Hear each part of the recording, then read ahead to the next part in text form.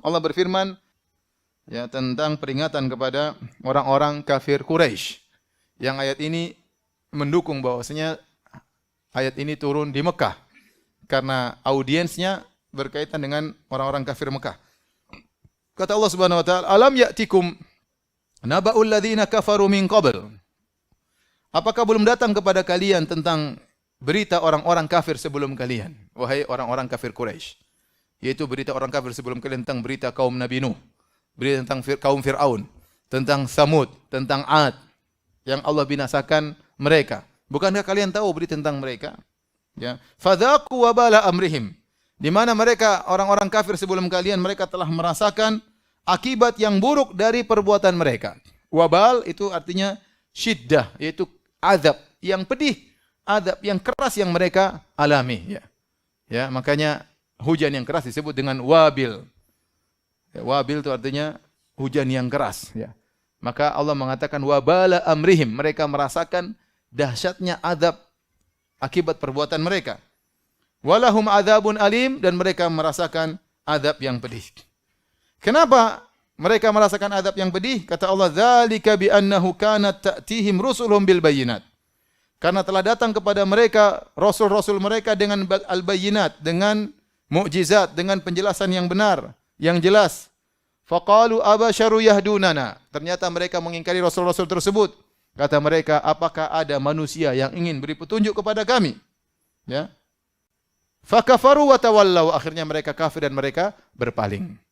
Wastaghanallah, dan Allah tidak butuh dengan mereka. Wallahu ghaniyun hamid. Allah Maha Kaya dan Maha Terpuji. Jadi Allah jelaskan kenapa mereka diazab dulu, kaum Nuh, kaum Hud, kaum Saleh, ya, kaum Fir'aun, kaum Musa alaihissalam, Fir'aun dan pengikutnya, kenapa mereka diazab?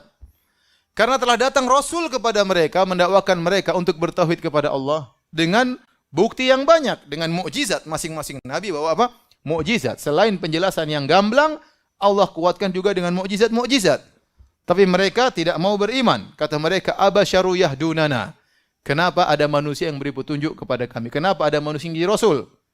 Seakan-akan mereka berkata, kenapa bukan malaikat yang memberi menjadi Rasul utusan Allah Subhanahu wa taala? Kenapa manusia seperti kami? Ya. Kemudian ngapain kita ikuti seorang? Kita ini kan banyak orang, kenapa dia yang dipilih bukan kami? Ya. Dan ini sering mereka ungkapkan. Ya. Basyaran wahidan nattabi'uh.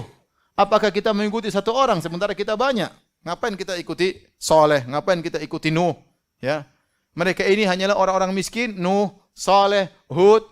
Ya, mereka ini orang miskin yang tidak mendapatkan kekuasaan karena mereka tidak punya harta, maka mereka mengaku-ngaku sebagai seorang nabi, utusan Tuhan agar mereka punya pengikut. Ini tuduhan.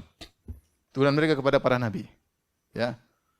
Karena mereka menganggap para nabi tidak punya harta, tidak bisa memiliki kekuasaan, maka mereka ingin mencari kekuasaan dengan cara lain, yaitu ngaku sebagai utusan Tuhan. Abasyar, manusia mau kita ikuti? Enggak, kata mereka.